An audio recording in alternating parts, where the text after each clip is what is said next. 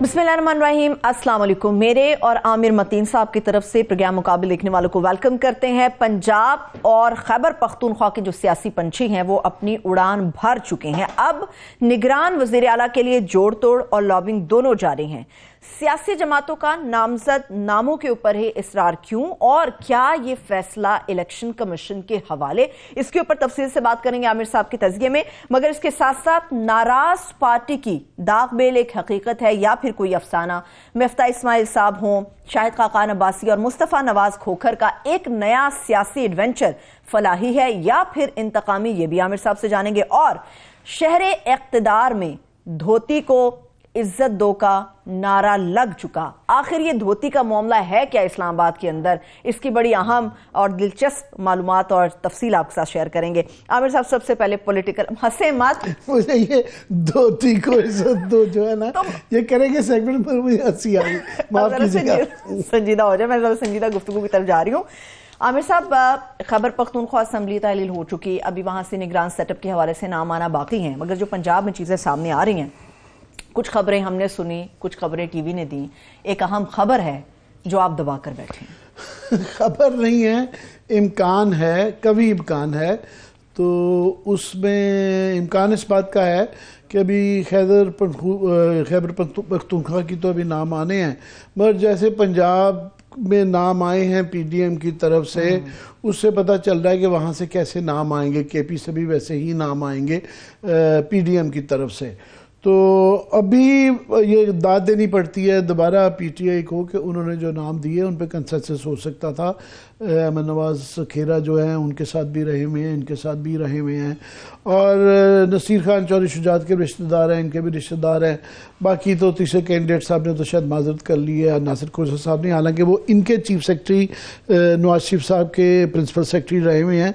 उसके बावजूद उन्होंने पीटीआई वालों ने नाम दिया कि शायद इनको मंजूर हो, तस्फिया हो जाए, कोई न्यूट्रल आदमी आ जाए। मगर 2018 में भी उनका नाम आया था, अब भी बिल्कुल नाम दिया था। मगर ये मुझे नहीं समझ आ रही इनकी नून लीग की एक मंतक कि इन्होंने कहा है कि जी 25 लोगों के इस्तीफे कबूल कर लिए, 35 के, और साथ में कह रहे हैं हमने यहाँ पे इलेक्शन नहीं लड़ना, कॉन्टेस्ट नहीं करना। हाँ। जो है एक तरफ जो है, या तो ये कहेंगे हमने पंजाब असेंबली और केपी का इलेक्शन में नहीं लड़ना, ये दोनों ऊपर नीचे होंगे या इकट्ठे होंगे, ये इलेक्शन कमीशन को डिसाइड करना है। मगर मोस्टली क्योंकि टाइम थोड़ा है, ये भी 60 दिन में होने हैं, वो भी 70 दिन में होने हैं, तो बड़ा लॉजिस्टिकली मुश्किल होता है। मोस्ट प्रॉब्ली ये इकट्ठे ही होंगे। तो एक इलेक्शन में वो लड़ रहे होंगे एमएनए के, और नीचे नहीं लड़ रहे होंगे।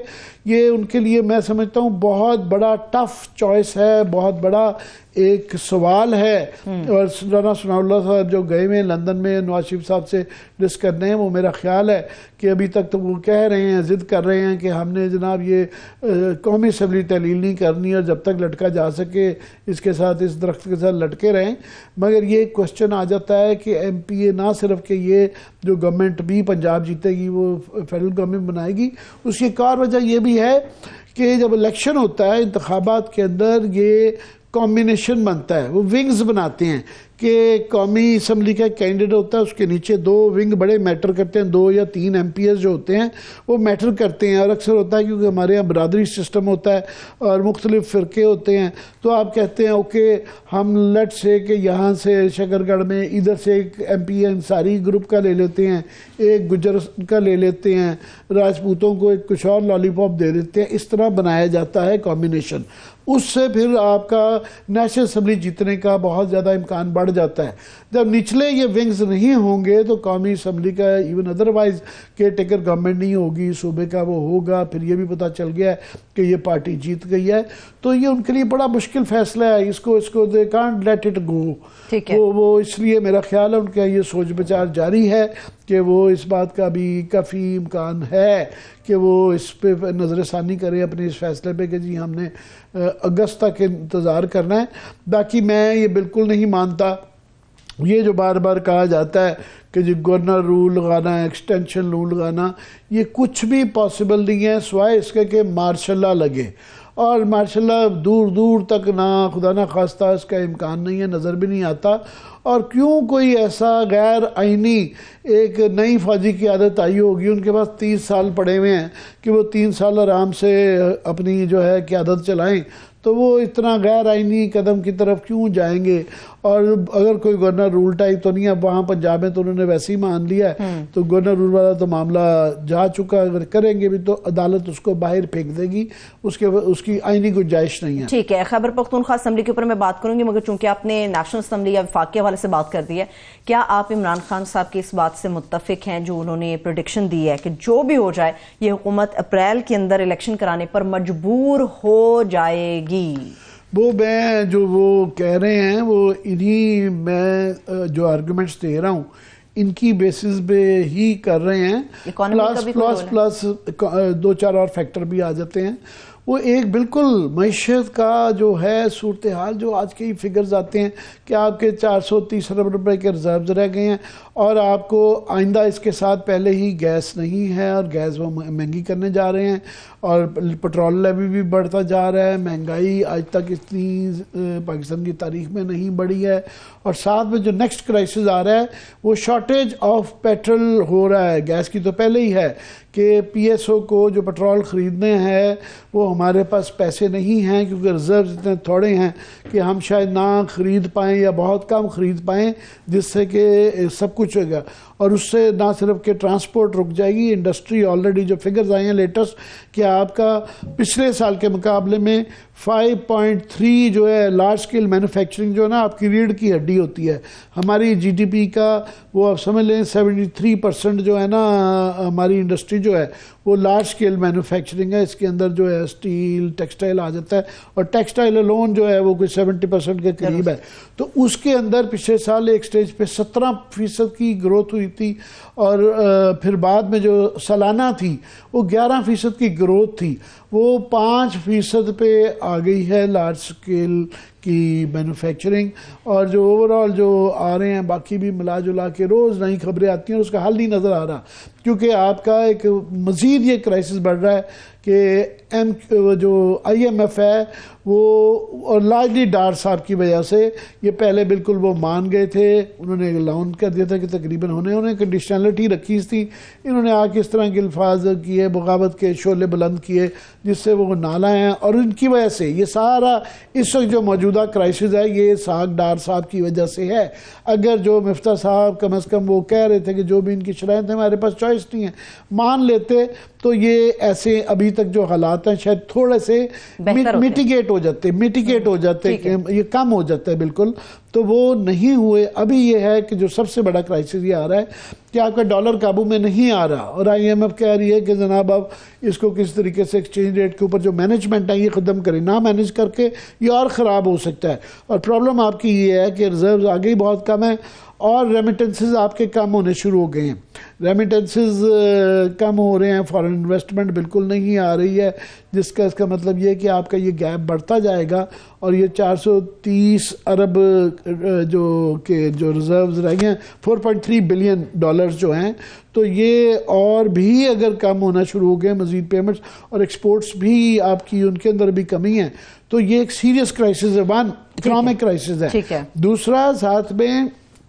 ایک آپ کو اوورال بھی ایک پولیٹیکل کرائسس بھی نظر آ رہا ہے کہ بالکل جب یہ سارے الیکشن کی کیمپین چل رہی ہوگی تو میرا خیال ملا جلا کے وہ اس لیے کہہ رہے ہیں کہ یہ ایک 2 صوبوں کی اور آدھی تقریباً اسمبلی کی جو ہے نا وہ الیکشنز ہو رہے ہوں، تو باقیوں کو کیسے بچایا جا سکتا ہے؟ اس کے سیاسی وجوہات بھی ہیں، اس کی معاشی وجوہات بھی ہیں، منطقی وجوہات بھی ہیں۔ سو عمران خان کے پاس شاید خبر ہو، میرے پاس خبر نہیں، میں تو تجزیے کی بنیاد پہ کہہ رہا ہوں کہ اس بات کا امکان ہے۔ ٹھیک ہے، اب ذرا توازن کریں، 2 چیزیں آپ کے سامنے رکھتی ہوں۔ عمران خان صاحب کہتے ہیں کہ ہماری معیشت تباہ ہو چکی، فری اینڈ فیئر الیکشن وقت کی بڑی اہم ضرورت ہے۔ 2 اسمبلیاں جن میں ان کی اپنی گورنمنٹ تھی اس کو انہوں نے تحلیل کر دیا ہے کہ جی ہم عام انتخاب کی طرف جا سکتے ہیں، مگر خیبر پختونخوا اسمبلی کی تحلیل کے بعد یہ تاثر بڑے زور پکڑ رہا ہے کہ خان صاحب بار بار کہتے ہیں کہ خدا نہ خواستہ ہم سری لنکا کی صورتحال پہ نہ چلے جائیں، اگر یہ اسمبلیاں چلنے دیتے، معیشت کو بڑھنے دیتے آگے، اس کرائسس کو، پولیٹیکل کرائسس کو بیک فٹ پہ رکھتے تو شاید آج صورتحال بہتر ہوتی جو ہم اکانومی کے لحاظ سے فیس کر رہے ہیں۔ نہیں، یہ جو پچھلے 8-9 مہینے میں آیا ہے صورتحال ہوئی ہے اس سے بالکل کوئی معیشت کے وہ نہیں ہے۔ معیشت دیکھیں آپ، ایک جو بے یقینی ہے عدم استحکام اس سے بہت زیادہ بڑھتا ہے. آپ ابھی سب سے بڑا جس عدم استحکام کی وجہ سے یہ پچھلے پورے مہینے میں آج جو سٹاک ایکسچینج ہے کل 1300 پوائنٹ گری ہے اور یہ نیچے جاتی جا رہی ہے, جس سے آپ سمجھ لیں کہ آپ کے جو ہے جی ڈی پی میں سے یا ویلیو آف دا ایسٹس جو ہیں اس میں غالباً $200 بلین کے ایسٹس آپ کے جو ہے نا ڈی ویلیو کم ہو گئے ہیں. تو یہ بہت زیادہ بڑا فگر ہے. اور یہ جس طریقے سے تو یہ ایک آپ کو ڈائریکشن نظر آیا کہ آگے, کیونکہ ان کے تسلسل کے اندر کوئی حال نہیں نظر آتا. اگر وہاں پہ گورنمنٹ آتی ہے, کیئر ٹیکر گورنمنٹ کو انہوں نے سیاسی فیصلے کرنے ہیں اور الیکشن کے قریب یہ بڑے فیصلے کر نہیں سکتے. ٹھیک ہے, تو بریک کی طرف جا رہی ہیں. بریک کی طرف ابھی چل رہے ہیں, بریک سے واپس آئیں گے, گفتگو یہیں سے آگے بڑھے گی. مگر اس کے ساتھ ساتھ ابھی پہلا سیاسی بحران ہمارا ختم نہیں ہوا کہ حکومتی جماعتوں سے کچھ ناراض لوگ ہیں وہ ایک نیا سیاسی ایڈونچر کرنے چلے جا رہے ہیں. یہ سیاسی ایڈونچر کتنا فائدہ مند ہو سکتا ہے, یہ اس میں کیا منطق خود کو نظر آ رہی ہے, عامر صاحب کے تجزیے میں بریک سے واپس آ کے جانیں گے. ہمارے ساتھ رہیے.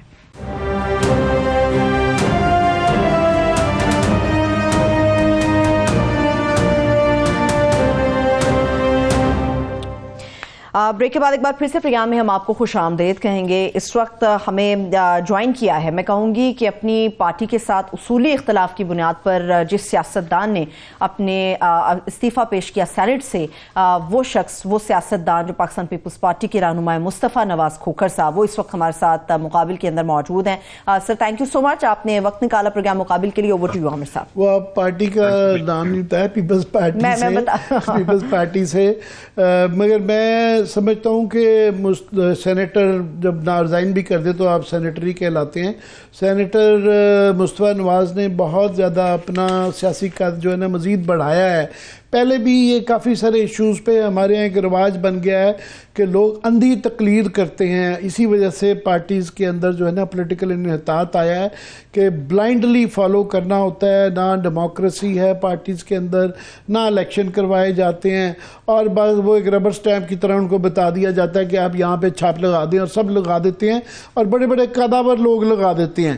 مصطفیٰ جو ہیں یہ ریلیٹیولی ینگ آدمی ہیں, بیرسٹر ہیں, پڑھے لکھے ہیں, اچھی بات کرتے ہیں, مگر انہوں نے کنسسٹنٹلی, یہ ایک دفعہ نہیں, اس سے پہلے بھی 2-4 دفعہ انہوں نے اس طرح کی بات کیا کہ ایشوز کے اوپر, خاص طور پہ جو یہ اسٹیبلشمنٹ کی اوور ریچ کے اوپر یہ بات کرتے رہے ہیں. اس دفعہ بھی انہوں نے کی, جس پہ تھوڑا سا پارٹی کی طرف سے وہ اس کو تھوڑا سا ریئیکشن آیا, تو انہوں نے فوراً اپنا استعفیٰ پیش کر دیا, جو کہ بڑی جلدی سے قبول بھی انہوں نے کر لیا. مگر ابھی بھی شاید یہ پارٹی میں مجھے کریکٹ کر دیں گے if I'm wrong.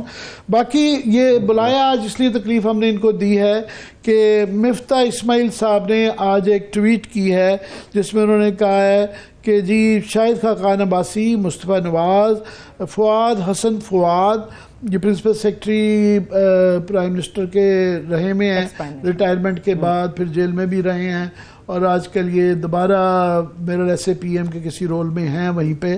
پھر خواجہ محمد ہوتی صاحب جو ہیں یہ ایک قسم کے کافی سارے ریٹائری میرا خیال ہو گئے میں ہیں. حاجی لشکری رئیسانی ہیں, یہ اسلم رئیسانی کے غالباً بھائی ہیں. پھر اسد اشاش صاحب ہیں, یہ اکانومسٹ ہیں, اور انہوں نے کہا جی کافی لوگوں نے مل کے ہم ایک گروپ بنا رہے ہیں جو کہ ایک نیشنل کنسنسس میجر ایشوز پہ کرائیں گا. اور انہوں نے کہا جی اس کی بنیادی وجوہات ہیں کہ ہم 75 سال میں آدھے بچے سکول نہیں پہنچا سکے. کوئکلی میں بتا دوں 40 بچے جو ہیں سٹنٹڈ ہیں, 18% بچے جو ہیں وہ جو ہے چلڈرن ویسٹڈ ہیں, 28% جو ہیں ان کا وزن کم ہے, 55 لاکھ جو ہیں بچے ہر سال پیدا ہو رہے ہیں, اور 8 کروڑ جو ہیں پاورٹی سے بھی نیچے ہیں. پوری ایک لسٹ ہے, اور اس پہ یہ اس کا ایجنڈا جو بتایا ہے انہوں نے, وہ تو بڑا فلاحی بھی ہے, نیک بھی ہے, یہ ہر پاکستانی کی خواہش بھی ہے اور ضرورت بھی ہے. مگر ان سے مصطفیٰ سوال آپ سے یہ ہے کہ کافی لوگ یہ شک کر رہے ہیں کہ یہ کوئی نئی سیاسی پارٹی آپ لوگ بنانا چاہ رہے ہیں, کیونکہ اتفاقاً جو ہے اس میں کچھ ایسے لوگ ہیں آپ جیسے جو کہ بہت انڈیپینڈنٹ لائن لیتے ہیں اور وہ پارٹیاں ان سے خوش نہیں ہے. اس طرح ہی مفتاح اسماعیل صاحب ہیں, ان کا بھی اپنی پارٹی سے بہت زیادہ اختلاف ہے. ان کی پارٹی تو آپ کی شان میں تو کبھی کسی نے گستاخی نہیں کی, مگر ان کی روز جو ہے نا گستاخی کیا ان کی بے عزتی کی جاتی ہے کافی. اس کے یہاں تک کہ یہ میں دیکھ رہا تھا سلمان شہباز شریف صاحب نے, وہ میں بات کہوں گا بہت ہی سخت الفاظ میں ان کو جوکری کہہ دیا ہے. تو بیچ میں شاید خاقان عباسی صاحب گو کہ وہ بھی تھوڑے سے انڈیپینڈنٹ مائنڈڈ ہیں, تو یہ شک کر رہے ہیں لوگ کہ آپ لوگ ایک پولیٹیکل پارٹی نہیں بنانا چاہ رہے ہیں. شکریہ مصطفیٰ, آپ سے پوچھ رہے ہیں, آواز آ رہی ہے آپ کو؟ جی آواز آ رہی ہے جی. بہت بہت شکریہ and thank you for the kind words. میں قطعاً آپ کی ذرا نوازی کا شکریہ. جو آپ نے سوال پوچھا ہے عامر بھائی, ہم قطعاً کوئی پولیٹیکل پارٹی نہیں بنانے جا رہے ہیں. It is just series of seminars جو ہم پورے ملک میں کریں گے. We'll start off with Quetta, پھر اس کے بعد پشاور, پھر کراچی, پھر اس کے بعد لاہور اور پھر ایونچولی اسلام آباد. یہ ہم نے اس لیے سوچا کرنے کا سیمینارز کہ ہم سب لوگ جب بھی پرائیویٹلی آپس میں کانورسیشنز کرتے ہیں, چاہے وہ صحافی ہوں یا سیاستدان, تو اس بات کو آپ بھی ٹیسٹیفائی کریں گے کہ ہماری جو آن ایئر گفتگو ہوتی ہے, ہماری جو پبلک پوزیشنز ہوتی ہیں, وہ ایک بڑی مخصوص سے سانچے میں ڈھلی ہوئی ہوتی ہیں. ہم اپنے جماعتوں کے بیانیوں سے باہر نہیں نکلتے, اور جب ہم پرائیویٹلی آپس میں گفتگو کرتے ہیں تو پھر ہماری گفتگو یکسر مختلف ہوتی ہے جو ہم آن ریکارڈ کر رہے ہوتے ہیں. اور جو ہماری پرائیویٹ گفتگو ہوتی ہے اس کے اندر ہم سب کمپلین کر رہے ہوتے ہیں کہ یار کہ یہ چیز ٹھیک نہیں ہو رہی, یہ چیز ٹھیک نہیں ہو رہی, فلانی چیز غلط ہے. اور آج پاکستان جس نہج پہ پہنچ گیا ہے, ہم کافی دوست جب بھی آپس میں بیٹھتے ہیں تو ہم کافی عرصے سے یہی گفتگو کر رہے تھے کہ یار اتنے جو خراب حالات ہیں, ان خراب حالات میں ہم ایونچولی مسائل کا تو سب کو پتہ ہے, لیکن ہم نے سلوشنز بھی تو دریافت کرنے ہیں, ہم نے سلوشنز کی طرف بھی تو بڑھنا ہے. Clearly, for the last 75 years, whatever we've been doing, it hasn't worked for Pakistan and for Pakistanis. تو ہمیں اپنی کچھ نہ کچھ چیزیں تو تبدیل کرنی ہوں گی تاکہ آنے والی نسلوں کا, میں یہ نہیں کہہ مصطفیٰ بہت نیک خواہشات ہیں یہ, مگر اس میں آئرنی یہ ہے کہ مفتاح اسماعیل کی طرف سے یہ ٹویٹ آئی, اور جو ان کے نیمیسز ہی کہوں گا میں تو اسحاق ڈار صاحب نے بھی اتفاقاً وہ بھی یہ دہراتے رہتے ہیں چارٹر آف ڈیموکریسی کی طرز پہ چارٹر آف اکانومی بنایا جائے, مگر کوئی بھی ان کی طرف توجہ نہیں دیتا. اور اس کے اندر ایک چیز مجھے جو ہے, کچھ لوگ آڈ مین آؤٹ ہیں کہ فار ایگزامپل حسن فؤاد جو ہیں وہ بڑے کنٹروورشل رہے ہوئے ہیں کہ ابھی بھی جو ہے وہ میرا لنڈر ٹرائل بھی رہے, پھر اس کے بعد وہ ایک بیوروکریٹ ہیں جن کے اوپر کافی الزامات بھی ہیں. باقی آپ میں سے کچھ لوگوں نے کہ کنسسٹنٹلی ایک سٹینڈ ہے, ایک تو وہ کیسے فٹ ان ہو جاتے ہیں اس میں؟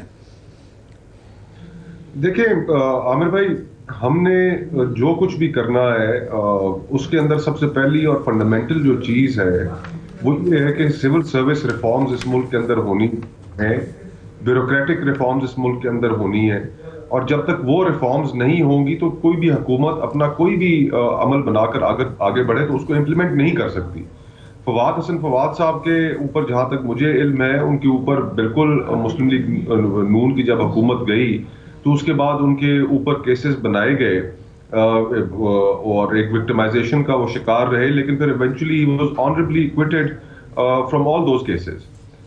لیکن ہم ان کی جو ایک سول سروس کے اندر میں اس لیے بھی مصطفیٰ کہہ رہا تھا کہ آپ نے جو کہا کہ جو سول سروس ریفارمز باقی بہت اہم چیز ہے, مگر is the last person to do that, کیونکہ ان کے دور پہ ان پہ یہ بہت بڑا الزام نہیں, یہ ایک حقیقت تھا کہ انہوں نے یہ 21ویں گریڈ میں پرنسپل سیکرٹری لگے تھے اور جونیئر ترین لگے تھے, اور اپنی پروموشن کی وجہ سے, یہ میں نہیں کہہ رہا, یہ سپریم کورٹ کے فیصلہ آیا تھا کہ ان کا جو 15واں کامن بیچ تھا اس میں 13ویں 14ویں کے ساتھ بڑی زیادتی کر کے وہ ریورس کیا تھا سپریم کورٹ نے, اور اس کے اندر یہ ذکر تھا کہ یہ کچھ لوگوں نے جان کے اپنی پروموشن کے لیے وہ ریورس کر کے ان کو کروایا گیا.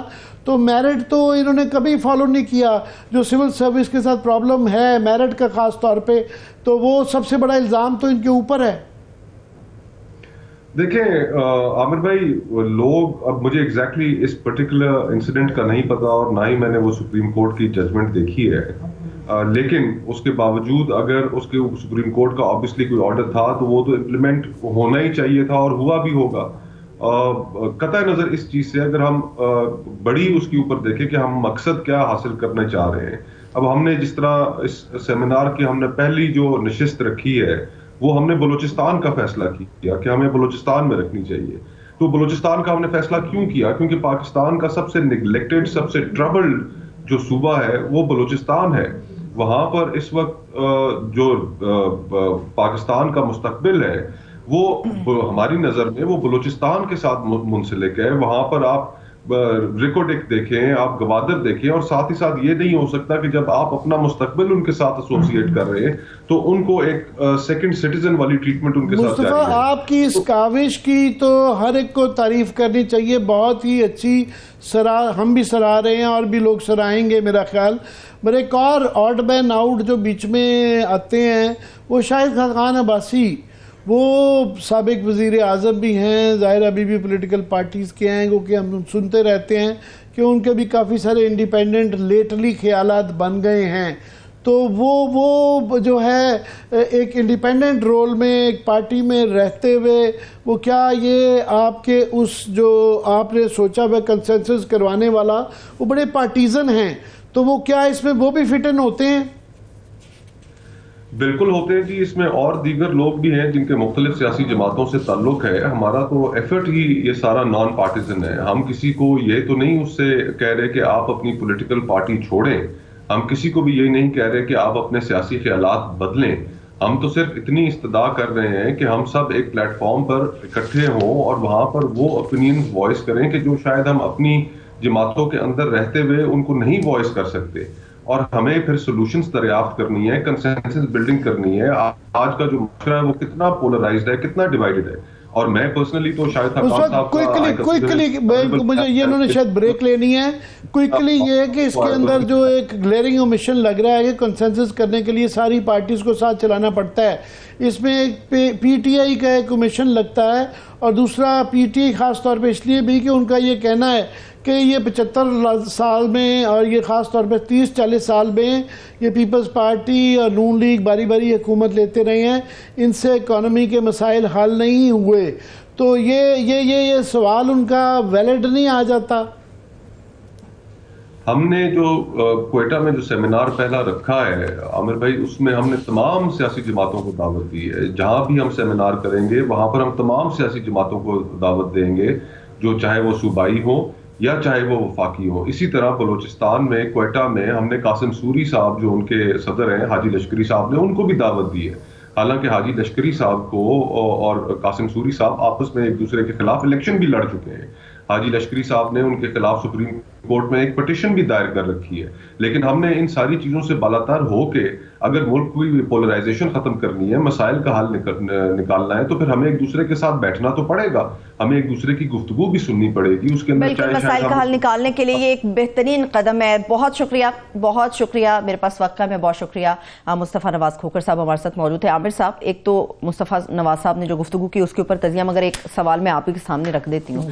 بات یہ ہے کہ ہر شخص ملک کے لیے کچھ کرنا چاہتا ہے. ان لوگوں کے درمیان یہ سوچ کیسے پنپی کہ یہ طریقہ کار ہونا چاہیے, اور کس طرح سے یہ مختلف جماعتوں کے کچھ اسپیسیفک لوگ آپس میں جڑتے چلے گئے, یہ میرا سوال ہے. کاوش تو بالکل یہ ایک بڑی نیک ہے, اور ضرورت بھی ہے کہ جب تک یہ بنیادی چیزوں کے اوپر یہ ساری پارٹیز کا جو بار بار کبھی کوئی نیشنل گورنمنٹ کہتا ہے, فلانا کہتا ہے, کچھ چیزوں کے اوپر جو ہے فار ایگزامپل فگرز آ جاتے ہیں, اکنامک کا ایک وہ ہے, وہ بھی ایک دوسرے کے کانٹیسٹ کیے جا رہے ہوتے ہیں.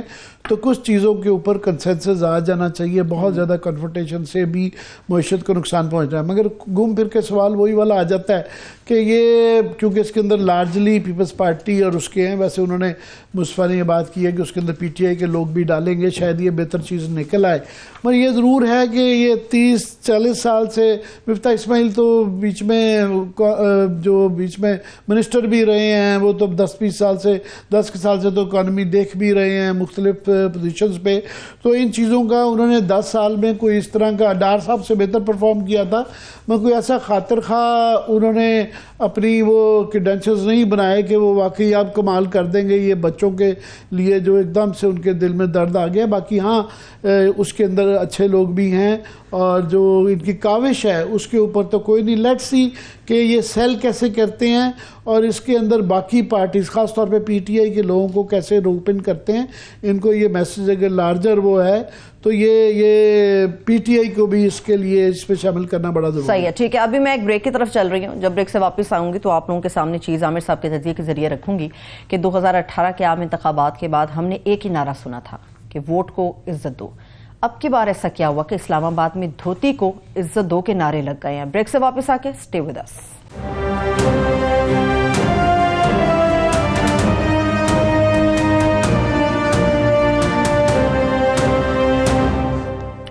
بریک کے بعد ایک بار پھر سے پروگرام میں ہم آپ کو خوش آمدید کہیں گے. عامر صاحب تھوڑا سا پکچر کو کلیئر کریں, یہ دھوتی کیا ہے؟ مطلب جو دھوتی ثقافتی لباس ہے یا کسی اور چیز کے حوالے سے بات ہے؟ مجھے ابھی تھوڑا کلیئر کریں اس کو. مجھے پتہ نہیں اس پہ ہنسنا چاہیے یا رونا چاہیے, مگر یہ بڑا عجیب واقعہ ہے جس نے نشاندہی کی ہے کہ ہمارے تعصبات, ایتھنک لسانی تعصبات کتنے خوفناک ہیں.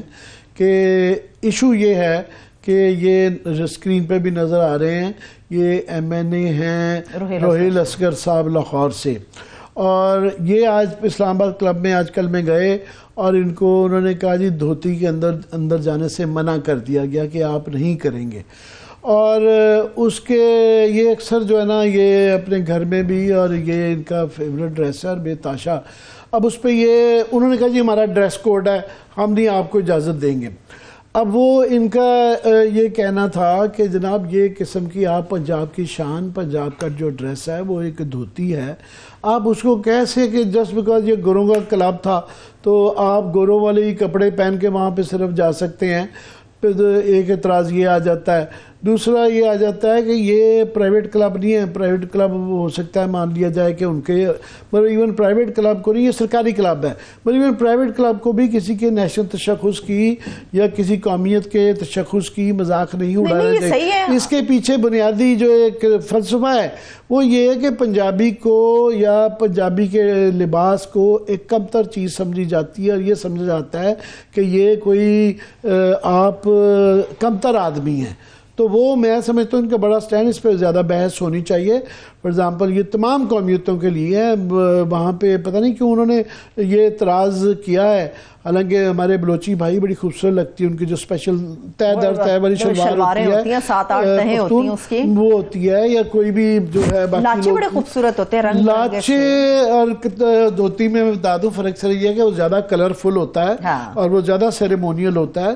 تو یہ ایک پنجابی کے اسلام آباد ساتھ میں جس طریقے سے روکا گیا تو ظاہر ہے روہیل اصغر صاحب کو اس پہ بہت زیادہ غصہ آیا. ان کے بعد پھر انہوں نے کہا جی ان کو بلائیں ذرا پبلک اکاؤنٹ کمیٹی میں. سن لینا میری بھی سن لیں. اب اداروں کے اندر لوگ, مطلب لائٹ نوٹ پہ کہہ رہی ہوں, اداروں کے اندر لوگ دھوتیاں پہن کے آ جائیں گے, آفس گھسنے دیتا ہے ان کو؟ نہیں, تو اگر کوئی پہننا چاہ رہا ہے تو گھر میں پہننے نا. نہیں تو یہ کوئی گھر کا صرف لباس نہیں ہے. ابھی بات سنیں, یہ ابھی کلچر تھوڑا سا چینج ہوا ہے. اردو جو شلوار قمیض ہے, کئی لوگ خدا نہ خواستہ اس کو اس طرح سمجھ لیتے ہیں کہ کوئی اسلامی ڈریس ہے. عرب کے اندر یہ نہیں پہنا جاتا. یہ اچھی بات ہے کہ ہمارا نیشنل ڈریس بن گیا ہوا ہے, مگر اس کے ساتھ مطلب نہیں ہے کہ قومیتوں کے جو ڈریس ہیں, ایک خاص علاقے کا جو ڈریس ہے اس کو آپ کمتر کر دیں. تمام علاقوں کے ڈریسز کی الاؤ ہے. ایون پنجاب اسمبلی کے اندر یہ الاؤڈ ہے. ایون آپ کس زبان میں بولنا چاہیں صرف اجازت لینی پڑتی ہے, بتانا پڑتا ہے کہ جی میں پنجابی میں کر رہا ہوں, بلوچی میں کر رہا ہوں, یا سندھی میں, پشتو میں, کسی چیز میں بھی وہ کی جا سکتی ہے. اس کے پیچھے جو یہ سمجھنا کہ جس طرح ہمارے ہاں پنجاب کے اندر رواج ہے کہ پنجابی بولنے والے کو یہ سمجھا جاتا ہے کہ وہ کوئی جو ہے نا کم تر زبان ہے یا اس سے وہ کوئی ان پڑھ لگتا ہے, کہ ہمارے پنجاب کے اندر یہ ایک چیز آگے بھی ہے. اچھی بات ہے, سندھ کے اندر پڑھائی جاتی ہے, پشتو کے اندر بھی وہ بہت زیادہ ہے. پنجابی میں پنجابی کو دھوتی میں جسم نمایاں ہوتا ہے, خواتین وہاں بیٹھی ہوتی ہیں. جو ہے جسم نمایاں کیا آتا ہے, یہ نکر پہنی ہوئی ہے, آپ کیا بات کر رہی ہیں, جو ہے دھوتی پہنی جاتی ہے, جسم کیا نمایاں ہوتا ہے, عجیب بات کہہ رہی ہیں. خصہ ہوتا ہے. پھر وہ جو اگر فارملائز کرنا ہے, جس طرح شلوار قمیض کے اوپر انہوں نے اسلام آباد کلب والوں نے کروایا ہے کہ باسکٹ آپ پہن کے آئیں تو اس کے اوپر ایک پگڑی بھی کوئی پہننا جائے تو ذرا فارملائز اس کو. اچھا چلیں, ان کو بلایا پھر ہوا کیا؟ انہوں نے نہیں, اس کے بعد پہلے تو یہ کہ بہت زیادہ میں سمجھتا ہوں کہ یہ ایک غلط بات ہے جو آپ اپنا ڈریس کوڈ بنائیں. یہ سرکاری وہ ہے, سرکاری پیسے پہ چلتا ہے. ان کا 50 کروڑ کا اس دفعہ خسارہ ہے, جو کہ میں ضرور کہوں گا احمد نواز سکھیرا صاحب نے اس کو کم کروایا ہے. یہ 1 ارب 37 کروڑ کے اخراجات ہیں, جس کا ایک سب سے بڑا چنک جو ہے وہ گورنمنٹ کی جیب سے جاتا ہے, ٹیکس پیئرز کی منی ہے. اور یہ ایک بابوؤں کے لیے ایک عیاشی کا ایک وہ بنا ہوا ہے کہ ان کو بہت تھوڑے پیسے دینے پڑتے ہیں, اور پرائیویٹ لوگوں کو پھر بھی جو ہے 35 لاکھ لیے جاتا ہے. مگر یہ ایک الیٹ کلب بن کے رہ گیا ہوا ہے, جو ہے اس کے اندر جو ہے زیادہ جو ہے یہ گورنمنٹ کے وہ بھی ایلیٹ لوگوں کو ہی داخل ہونے دیا جاتا ہے. ویسے علیحدہ بات ہے کہ وہاں کے لوگ شکایت, ممبرز بھی شکایت کرنے لگ پڑے ہیں کہ جناب خرچے انہوں نے بڑھا دیے ہیں اور چیزیں جو ہیں اور مہنگی کر دی ہوئی ہیں. مگر کمنگ بیک جو ہے یہ اس پہ دھوتی والا ایک میں سمجھتا ہوں معاملہ جو ہے, جس طرح سے بھی بڑی اچھی بات ہے سندھی ڈے منایا جاتا ہے, وہ اپنے اس کے تشخص کے اوپر, اپنے لباس کے اوپر, اپنی ٹوپی کے اوپر, اپنی اجرک کے اوپر وہ بہت زیادہ فخر کرتے ہیں. ہر قوم کو ہے. پنجاب کا ڈریس جو ہے وہ بہرحال دھوتی رہا ہے. بائی دا وے سندھ کے بھی ایک بہت ایریا جہاں پہ بھی دھوتا رہا ہوا ہے. کل کو یہ فار ایگزامپل آپ لڑکیوں کو ڈریس کو بھی کہیں گے غرارہ نہیں پہنا جا سکتا, شرارہ نہیں پہنا جا سکتا, ساڑی نہیں پہنی جا سکتی. بائی